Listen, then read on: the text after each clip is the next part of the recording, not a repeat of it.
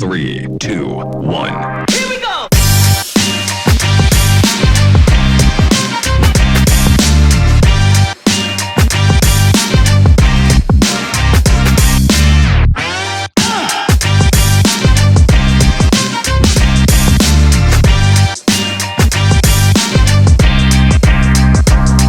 Fame, where we bring industry professionals into your home where they share their secrets of their success and their journey. Tonight's guest is back, Miss Sumayah McRae. Welcome back to the show. Thank you so much, Dawn. Thank you for having me back. I appreciate this.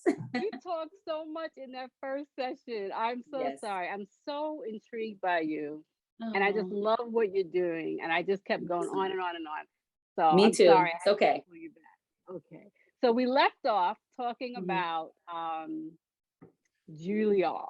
Yes. Juilliard. The Juilliard And School. the business of work at Juilliard and how it was different from high school and your Yes. solos and how to make a solo different. Right. Let's go into what you learned most from Juilliard. What did they teach you?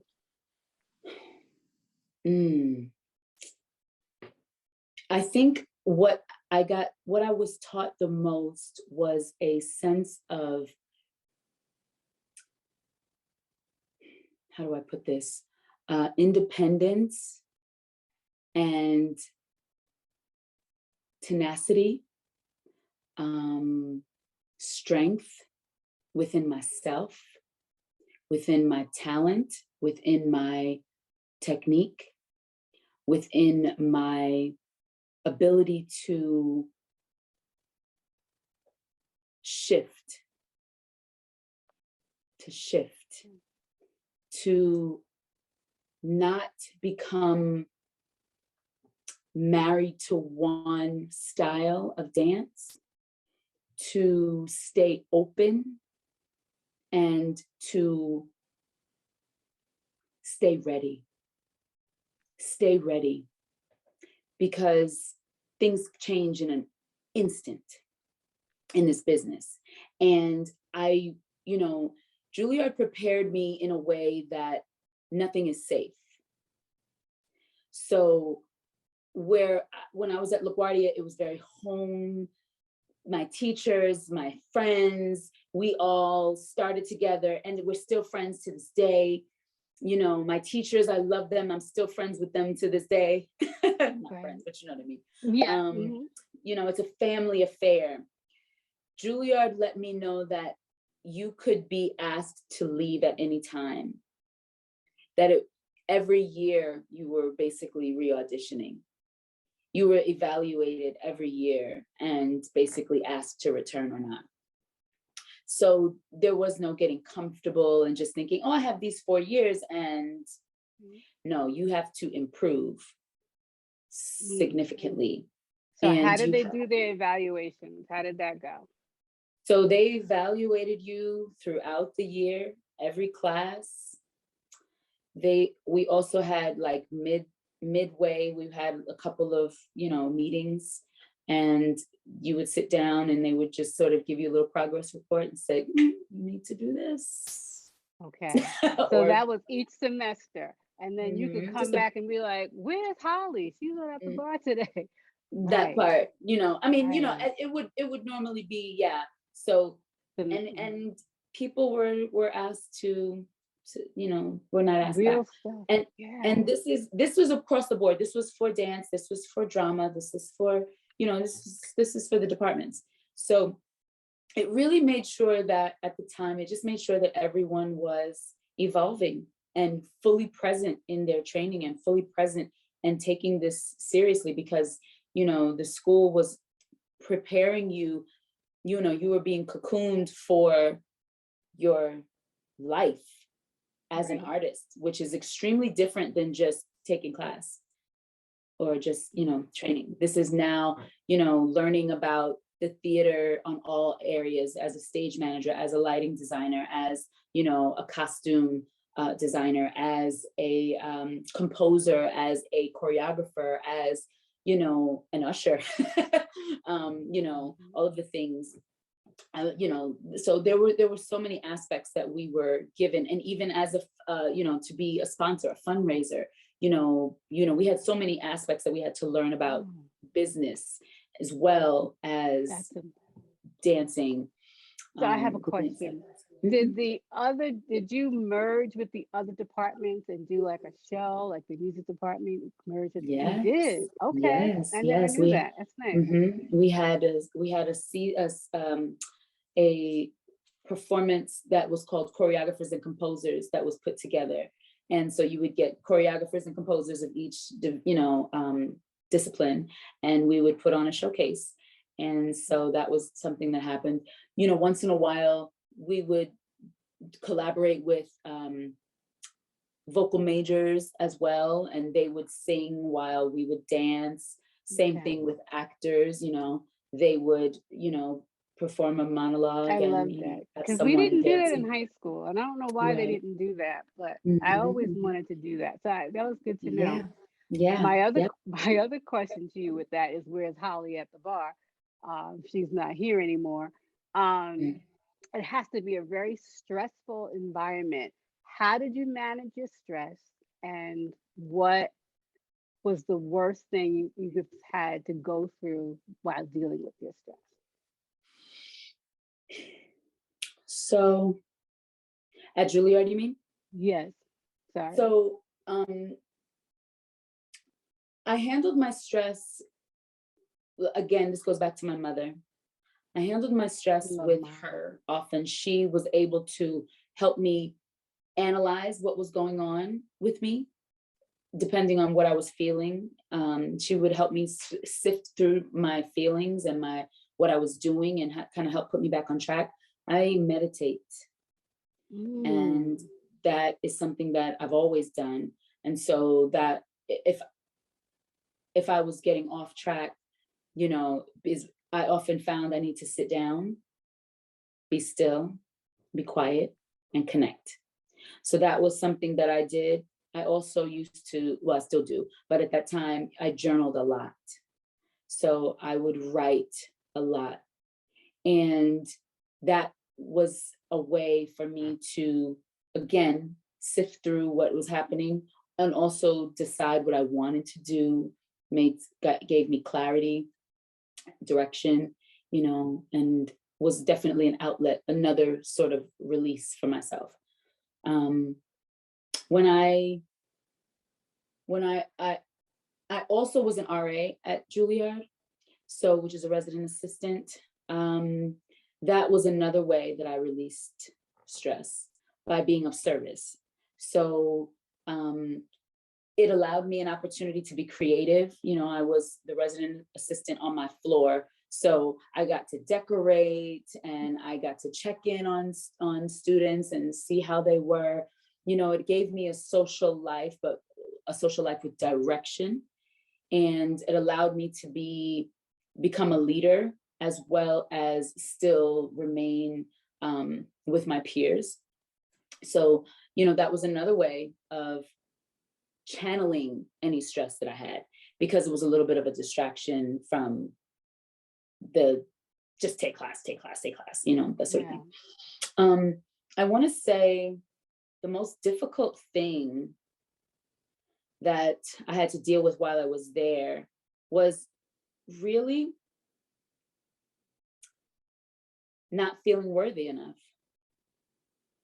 which is not necessarily something that someone else put on me, or that's something that happened while I was there, but it was just my own getting over feeling like, do I belong here? Am I able to, like, what am I,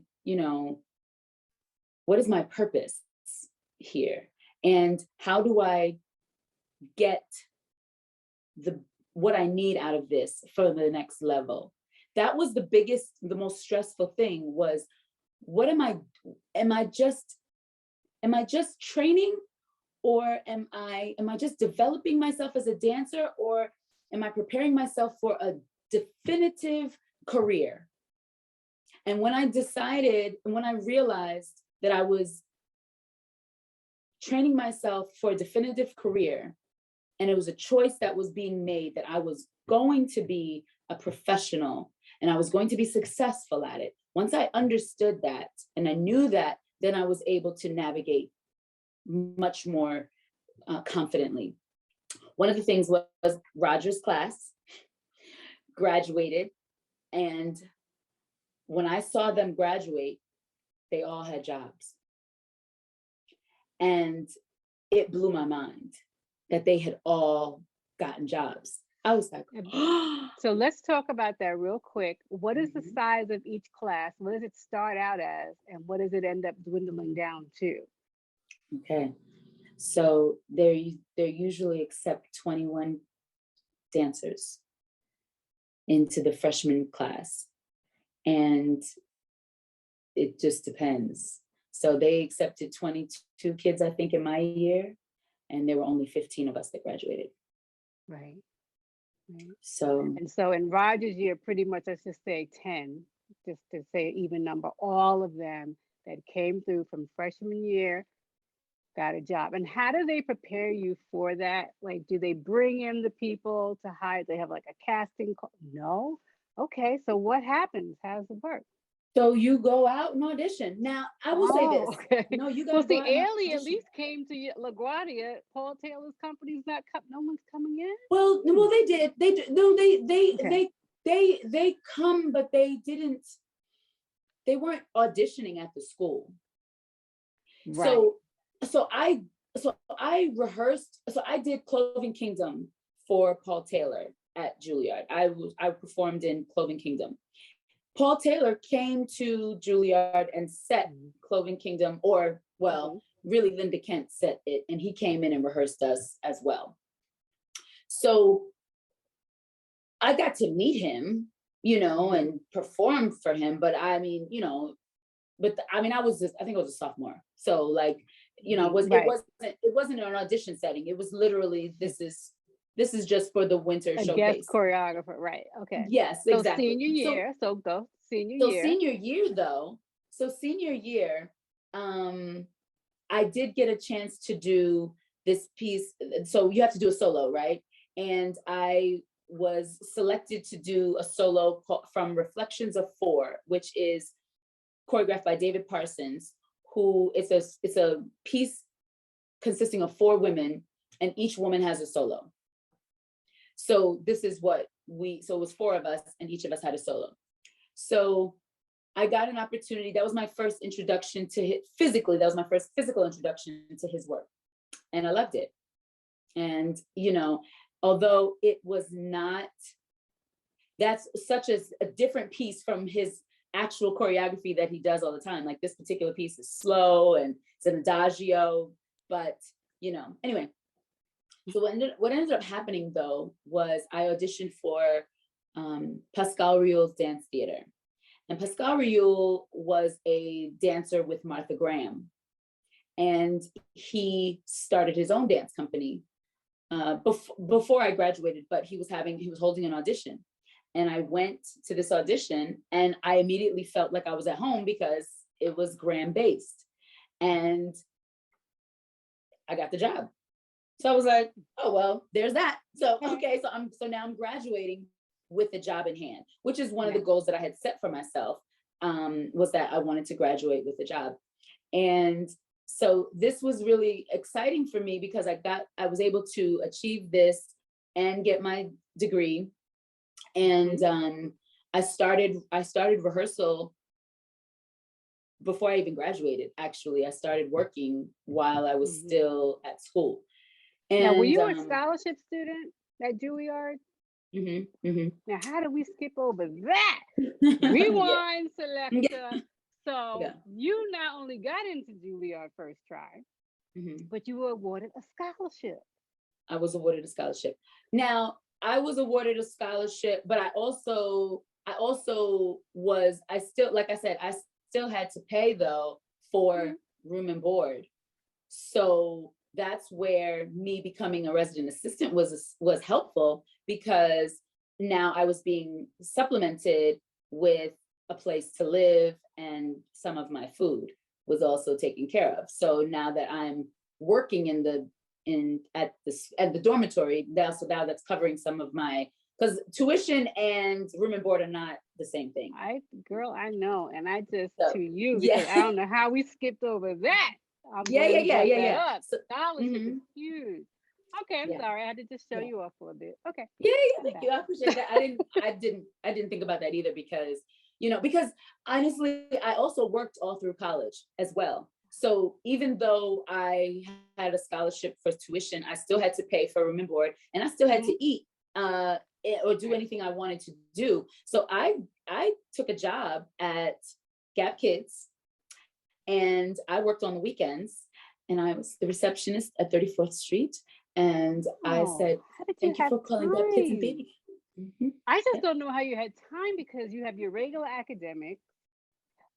Here's my other question. On Were you Saturdays taking on Saturdays? Okay. and So were Sunday. you Mhm. taking outside classes when you were at Juilliard? Did you even have time to do that? Okay. No, we danced all day anyway. We danced in the morning, we had rehearsal in the afternoon, or we had afternoon classes, and then we had rehearsal at night. So there was no Okay. outside classes. I mean, once in a while I would run to steps and try to take a class maybe, Mm-hmm. but not really. I Okay, didn't have time for that. Mm-mm. So I have a question. Did you have maybe 3 or 4 companies that you always wanted to be in, or like, and what was the companies, and did you audition for them, or did you chicken out? Just ask.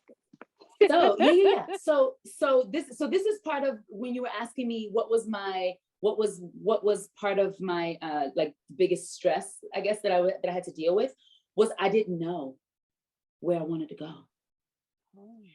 And I know that sounds really weird because a lot of people, especially someone like myself, I thought I would know exactly where I wanted to go. Thought I would want to go to Ailey. I thought I would maybe want to go to DTH, or I thought maybe I would want to go. I thought I would know, but I didn't know. And I wasn't sure what was going to be great for me. I honestly didn't know. And that stressed me out because it was like, well, if you don't know where you're going, or at least what you want to do, what are you gonna do? So this is when I decided for myself, okay, I know what to do. I'm gonna ask God, where am I supposed to go? You help me find where I'm supposed to go. Who am I supposed to dance for? What's my style? What do I like? What type of movement do I like? So I had been taking Taylor, I had been taking Graham, of course, and I loved all of those things. I've been taking Lamone as well, I enjoy that. But I had an affinity for, of course, Graham and Taylor. And so, I love ballet, but I didn't want to become a ballet dancer. And I love ballet, but I didn't want to become a ballet dancer. I wanted to experience everything if I could, So anyway, when I decided that I was just going to release that, because some people were saying, I want to go here, I want to go there, I want to dance for this person. They knew, and I just sat there like, oh my gosh, what's wrong with me? So when I asked God to just tell me what to do and then show me where to go, tell me what to do and then show me where to go, I got the answer to focus on getting the best training that you can while you're in this school. This is your one opportunity to use this school's technique, their information, the education, the connections, everything. Be here, be present. Don't worry about the future. Be fully present and get everything you're supposed to get out of this school.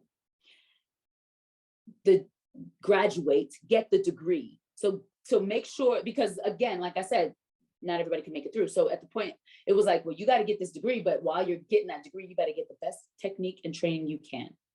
And then I was introduced to David Parsons, doing Reflections of 4. Like I said, I ended up getting Pascal Rios' company, and that was great. One of my classmates, his name is Henry Jackson, he said to me right before we graduated, he said, hey, David Parsons is having an audition. Do you want to come? And it's for men though. And I was like, what are you talking about? Now, he was an apprentice with David Parsons. He had been apprenticing with him all senior year. So I was like, well, I was like, you're auditioning? He was like, yeah, I have to audition. He's like, I'm an apprentice, but you still have to audition. I said, oh, okay. He was like, but, do you want to come? And I was like, isn't it for men? He was like, yes. I was like, okay. I already have a job, but I was like, of course I'll go. Like, it's David Parsons. And I loved what I did, and I was familiar with the company. So I was like, let's go, sure. So here I go off to City Center to this audition, and it's a room full of men. And here I am. And I was like, are you crazy? Like, who does this? Who goes to a men's audition? I love it. Who does this? But, I said, whatever. And, and at that time I started, because now I was a senior and I was feeling much more confident in myself. I had made my decisions. I had my conversations with God. So I got my answers. And well, this was my major answer. I had gotten into this room and he started teaching us the choreography and warming us up. And he comes right over to me and he starts going, what's your name? Where are you from? Who do you know here? Well, like he just starts talking to me. And so I'm doing the exercises that and I'm like, so he's talking to you in the middle of the warm-up. That is cracking me up right now. Talking to me in the middle of the warm-up. And I'm going, so I know he doesn't want me to stop doing this. He's just, making, so I keep dancing and he just keeps talking. And I said, okay. So then he leaves and he goes on about his business. And we keep dancing, we keep learning choreography. He keeps coming back. So he just keeps yapping. And I'm like, this is crazy. So one of the dancers, she comes over to me at some point and she says, I don't know what it is that you're doing, but he loves you. Keep it up. I was like, okay. Okay, confirmation. Yeah. So, but again, they were not hiring women. They were only hiring men. So I knew that. So that kind of left a little pressure off of me in that sense. But at the same time, I was really wide-eyed and nervous. But I fell in love with his movement, fell in love with his choreography. And I knew instantly, this is where I belong. And it threw everything that I had thought out the window, because I didn't know, I was already started with Pascal, but, and as much as I enjoyed it, it was just a different, like that felt familiar. This felt like destiny. And, it was love at first sight. I literally was just like, oh my gosh, I get to move like this. This is incredible. And so after that audition, wherever they were, I was there. If they were at Steps doing workshops, I was taking class. If they were at Perry Dance Center doing workshops, I was taking class. If they were at the 92nd Street Y, I was there taking class. It didn't matter where they were. I was going to be right there because I was next. I was going to be in that company. I had decided that it was like, oh, this is it.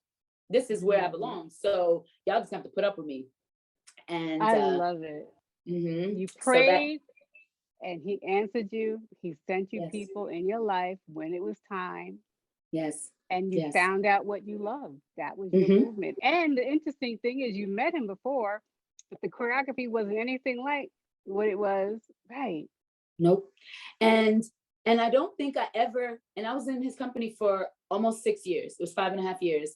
I was in his company almost 6 years. And I don't think I ever even performed that piece again. I did it at Juilliard, but I never did it in his company. Right. Isn't that crazy? Like, I always thought that was an interesting thing. Let's talk about David Parson. So explain to the audience what type of style he does and who he is and what he represents for you and what happened to you in your 6 years with him. So David Parsons is an American choreographer and dancer. Yes, dance history. Yes. So he also used to dance for Paul Taylor. So he is heavily influenced by Paul Taylor and Paul Taylor's style and technique. So we, he is an incredible choreographer, and he's also like, some people would say he's commercial style and mixed with a Paul Taylor style. Some people would say he's got a sense of humor when it comes to choreography. He has serious sides as well. but, you know, a lot of times they would, you know, journalists would say it's accessible choreography. You know, anyone can go and feel quite comfortable watching his choreography. It wouldn't be so abstract that you know, no one would understand it. It's kind of, you know, that was one of the ways they would explain it, express it.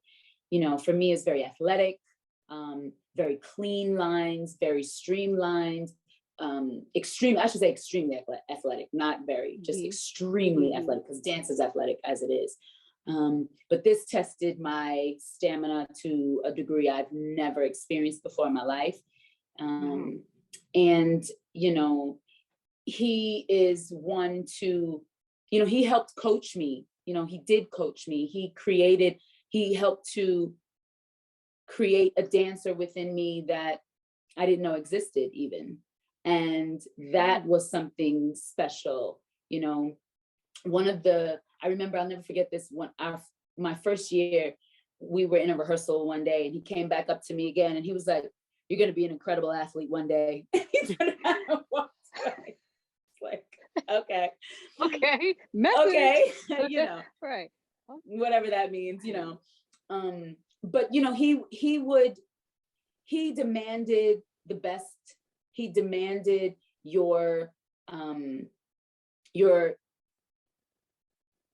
he demanded more every time. You know, he, like you were saying before, when he saw his pieces, he didn't want to see it the same way. He felt like everything should be evolving and growing. So he was a big, very huge influence, and he created a dancer in me that I'm very proud of. So yeah, I love this story. Okay, so we talked about the give back. Let's talk. Have you been back to Juilliard, and have you been back to Parson? So when I was with Parsons, I did not, okay, I taught a lot while I was with Parsons. I taught a lot. I set some of his pieces. We helped to, you know, choreograph and set works with him. When I left, I actually did not go back. Not because I didn't want to, but because my jobs just kept me away. I just didn't have any time to get back. So if I did have a chance, it was always like in passing, you know, or I would try to go to a performance, but I wasn't really able to like go and be in the studio or like teach, you know, which I would have loved to do. I still would love to do. Not too late. Not too late. Yeah. So, although I did see him at the Capizio Awards out here about 2 or 3 years ago, I think, and he was so stunned to see me, and I was just like, ah! That's awesome. Yeah. So, okay, and Juilliard, really of course, same thing. It's not too late. And Juilliard, I haven't been back there either, not to teach or choreograph. I would love to, though. I did go back and teach at LaGuardia. I was able to go back and be on faculty over there and teach for, I taught Graham and a couple of ballet classes if needed. That's awesome, you know, to hear. Good. So all right. Really so before special. we get there, let's close out with David Parsons and how you said he helped coach you and become the dancer that you are today. And he also trusted you. He brought you with him to help set works. So let's talk about some of the places that he has helped you. What am I trying to say? Brought you with him to set pieces. Right. So as a company, he's very close with his dancers, and we do things as a company together. So when he's choreographing, we're right with him. When he's setting works or, you know, going to set works on different companies, he'll bring us with him. So one of the biggest things that we did was obviously set work on the Alvin Ailey American Dance Theater. He was setting a piece called Shining Star. And that time we would go into the studio, we would rehearse or we would assist him. He would come up with the choreography. He'd be like, try this, try that, you know, just the way the process works. And then we would I'm trying to remember how the schedule went at that time. I feel like we had our own time first, and then there was a time where we had a little bit of time, and then we went and worked directly with the company. So, but this was all in the building. And so we would go into the studio and we would assist him setting this choreography on this legendary company, which was really a special treat for me because it was like going home and being around, you know, my training grounds, and, you know, it's a very special place in my heart. And on top of that, you know, a lot of the company members were my friends. So it was really special. A lot of them had either gone to Juilliard with me, or they were in LaGuardia with me, or I just knew them from the dance And world. here You know, you we come. just, yeah. So it Talking was, about places. I love yes, it. I yes. love it. It was really special. Any It was regrets about not choosing Ailey or another, because I want to talk about diversity in dance. Yes, yes. We haven't touched upon that. So any regrets? So no, but I will say this. When I was, that year that we were setting Shining Star, I had spoken to David. This was before it happened. I spoke to David and I said, you know, I am getting a little bit older and I want to experience other things. And I want to, you know, as much as I love being in this company, I have dreams of being on Broadway and doing commercial work, and, you know, and I don't want to get stuck. I was like, because I could stay here forever. Like, I knew that. And I was like, I could sit here for another 10, 15 years easily. However, I know that that's not the highest calling for me. And so in knowing that, I said, I don't know when I'm going to leave. I said, but it's probably going to be this year. And he just kind of looked at me. He was like, just let me know. He was just like, girl, I got it. Like, you just let me know. Don't stress about it. Cause I was like, you know, I'll cry in a heartbeat. He was like, relax. So in the middle of us doing Shining Star, I obviously had the opportunity. Now I had the bug to go to Broadway. That's what I wanted to do. So when I was telling him that I'm thinking about leaving, I was like, I really wanted to go to Broadway. So, but I was afraid that all I could do is David Parson style. Like, this is all I've been doing for the past 5.5 years. So like, what am I going to do? You know, how am I going to fare in the world? So I started taking class at Ailey while we were setting this piece. So I would get up in the morning and I would go take ballet class with the students, and they were fierce, baby. And, you know, I was taking class with the students, and then I would take men's class.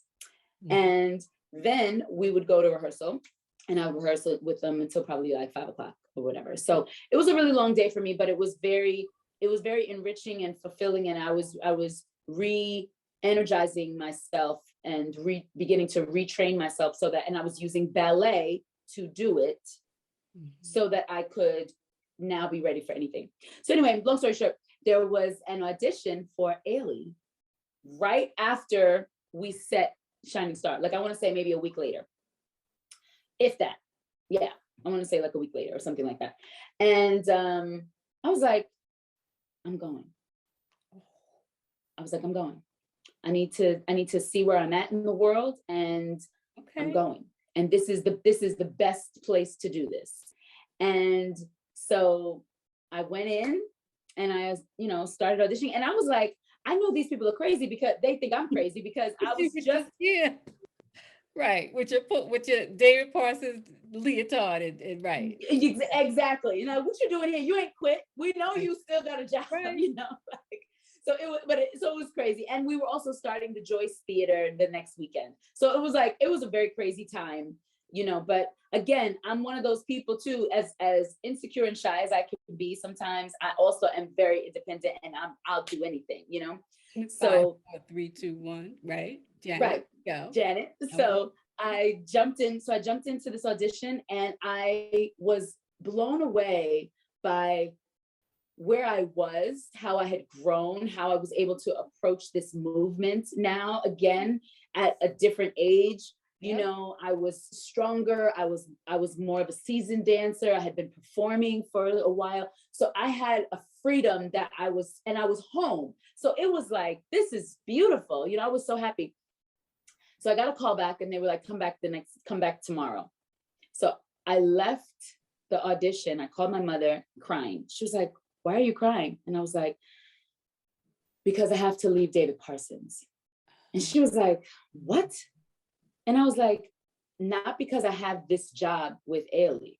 It's not that." I was like, "Because I don't have this job. There's other people that it's a callback. This is not, I don't know, I have not been given anything or any inclination to think that I would be chosen either." Right.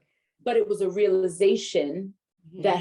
that had been realized in concrete. Now I knew that it was time for me to move on. Yeah. So that scared me, it frightened me, it made me a little sad as well. However, it also energized me, and I knew I need to step into whatever's next for me, fully present and ready to go. And I felt that I had been supported along the way.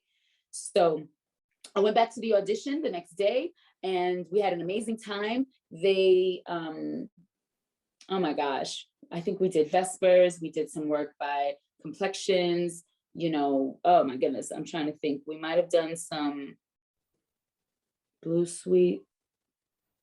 I'm trying to remember. This is years ago now, but it was amazing. It was an incredible, beautiful experience.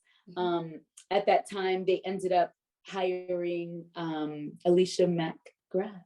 Oh, shout out to Juilliard. Yes. Okay. And so it all. But you look so much like her. Like y'all could be sisters. Is she You your think sister? I gotta ask. Jeez. No. Oh, thanks. She's a beautiful lady. So and she's sweet as well. And but yeah, so they ended up hiring, and then they ended up hiring her, I believe, at that time. And then I moved on, literally. I started teaching right away. Oh. Well, and because I finished out the Joyce Theater, the Joyce season with Parsons. Then we had some summer gigs that I was doing with them. And then I was like, okay, I can't do anymore. And I have to focus on Broadway, because this is what I truly want. Okay. The thing about it was I really wanted Broadway. And that was my goal. But wait, when did you realize you really wanted Broadway? Because when you were a senior in college, you had no idea what you wanted. So what point did you find out you wanted Broadway? So it changed when some of the dancers at I was always interested in it, but I was just like, I was afraid that I couldn't sing, and I don't know, I just wasn't sure if I would be right for it. But anyway, a few of the dancers in Parsons ended up moving out, choreographed by Twyla Tharp. And it sparked something in me that it was like, oh my gosh, it's possible. It's possible. And so I thought, this will be the way to go. This will be the way to go. And so I started preparing for that. And how I started preparing for that, just for Broadway in general, so I ran into a friend of mine who was a singer in LaGuardia and a singer at Juilliard. And she was like, listen, I'll teach you how to sing if you teach me how to dance. And I said, bet. So that's what we did.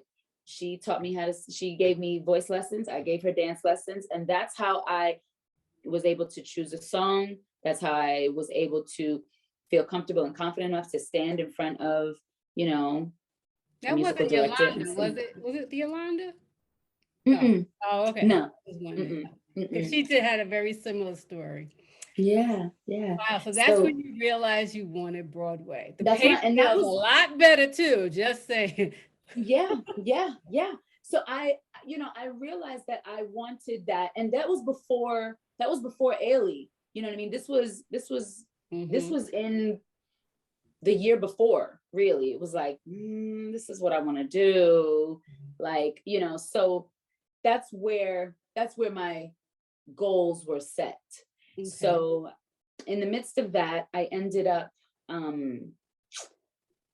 auditioning for everything under the sun. I didn't have an equity card, and I didn't have an agent. That's what I was and okay. I didn't have an agent, and and I didn't want one, because I felt like they were going to take money from me initially, like, and I was like, I don't have, any money at this time, and I was like, listen, I was just ready to go. I didn't want to search for an agent when I felt like I could be searching for a job. I'm not advocating that this is something that people should do. Like I said, sometimes I'm a little bold and crazy and do things on my own, but I'm also just, I researched, I went to the equity office, I took workshops, I still was very, I was on backstage.com. I was reading, on the Backstage like newsletter, I was looking at bulletin boards, I was very active. So I was playing my agent and the dancer. So now if you want to do those things, it takes a lot out of you though. If that's something that you want to do, then, I'm not saying that that's the way to go, because an agent will definitely be able to negotiate for you, will get you in the room faster, can, speak on your behalf and also advise you, and they're privy to things that you as a normal or just as a dancer or artist, you're not privy to. So, I'm not necessarily advocating. It's just something that my life was, I didn't have time, and I felt like I was just very hands-on.